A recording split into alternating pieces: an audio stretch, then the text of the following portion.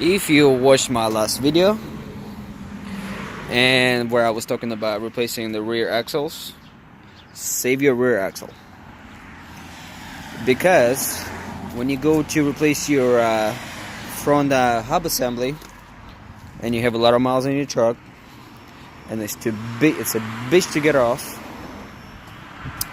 I banged at it and pried on it and tried everything and anything that I could possibly do. I found this tool online that they want like a few $100s for. It's for pulling off your bearings. I mean your hub assemblies. So anyways, what I did is I saved one of my rear axles.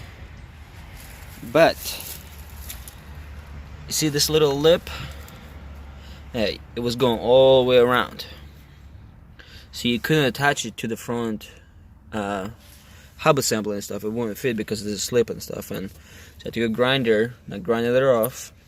I mean, I should have grinded or cut off all of it around and stuff, which eventually I probably will, because I can use this as a tool for all of my cars probably. But anyways, and I was able to put two bolts through, put the lock in the, put the nut on the back and stuff, and then just bang at the other end with a sledgehammer, popped it off in probably 15 seconds, where I spent a day trying to take one of the hub assemblies off because it was fused, like the casing for the hub assembly was fused into like the, was it a cast aluminum or a cast iron piece behind it.